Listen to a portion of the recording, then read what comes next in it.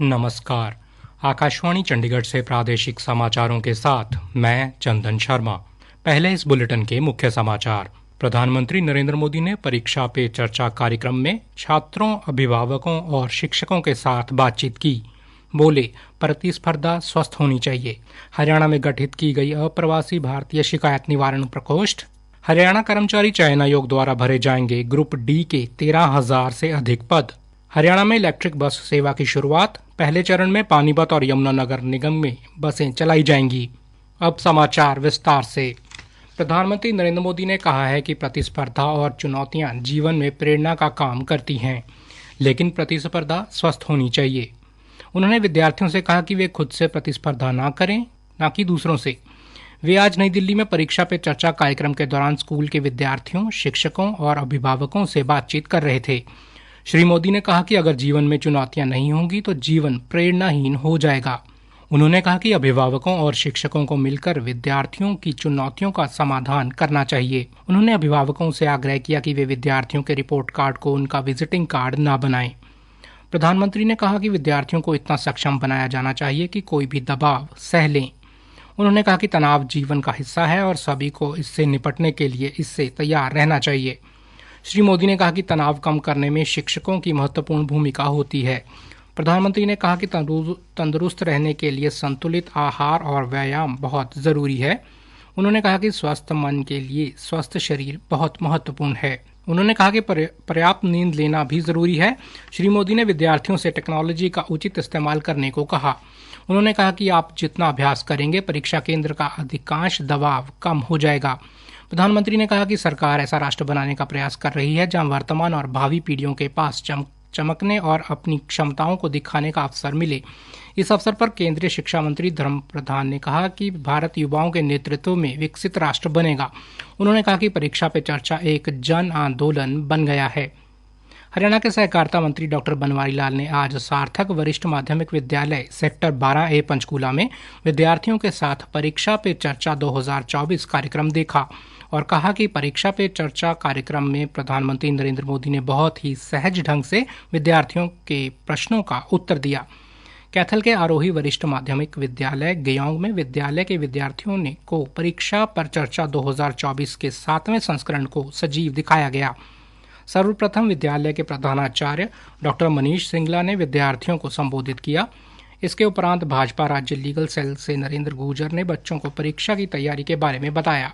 वहीं बटखल विधानसभा से विधायक सीमा त्रिखा ने आज राजकीय model Sanskrit senior secondary school NIT 3 के प्रांगण में परीक्षा पे चर्चा कार्यक्रम देखा।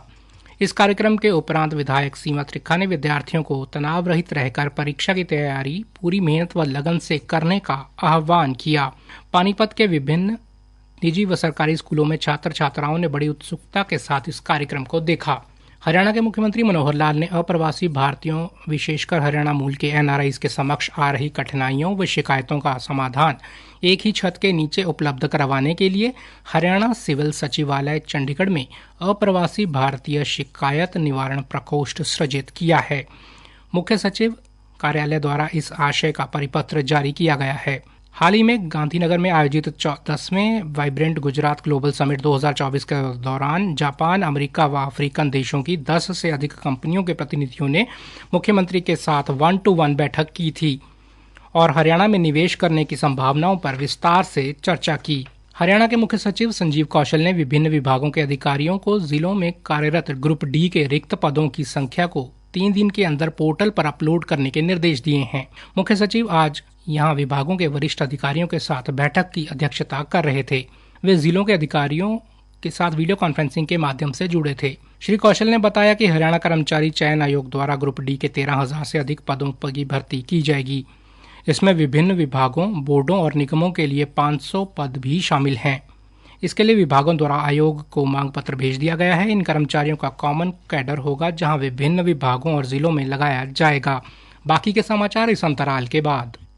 सीमा बहन जी, कहाँ हो आजकल? गौतम भाई, जब से टीबी हुआ है लोगों ने मिलना जुलना बंद कर दिया है, तो मैं भी थोड़ा। अरे ऐसा मत कहो बहन, अब तो पूरा देश जुट गया है टीबी रोगियों का हाथ थामने को। सचमुच? हाँ, क्या आप जानते हैं प्रधानमंत्री टीबी मुक्त भारत अभियान के तहत कॉर्पोरेट्स, जनप्रतिनिधि, एनजीओज, अन्य लोग सभी टीबी रोगियों के लिए पोषण, जांच, इलाज और आजीविका संबंधी सहायता देने का वचन दे रहे हैं। निक्षय मित्र बन टीबी मरीजों की सहायता करें। आज ही 1800-11-6666 पर कॉल करें। टीबी हारेगा, देश जीतेगा। राष्ट्रीय स्वास्थ्य मिशन, स्वास्थ्य विभाग हरियाणा द्वारा जनहित में जारी। समाचारों में आपका स्वागत है।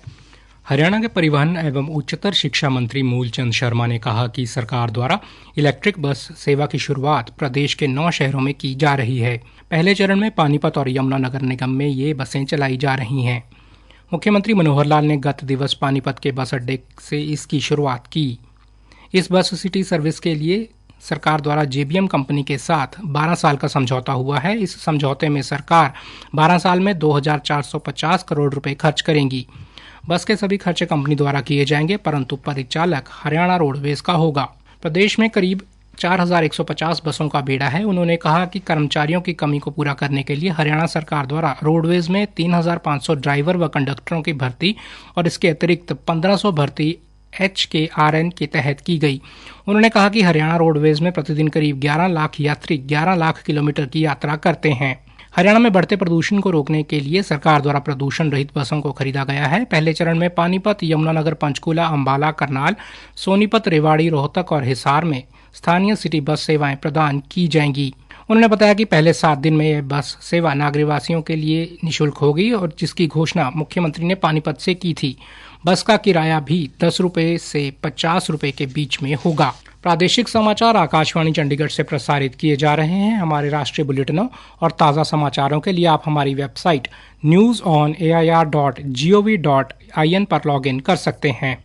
हरियाणा के मुख्यमंत्री मनोहर लाल ने कहा कि हरियाणा के हर जिले में बुजुर्गों के लिए वृद्ध सेवा आश्रम खोले जाएंगे, जिनमें 50-50 बुजुर्गों के रहने की व्यवस्था होगी।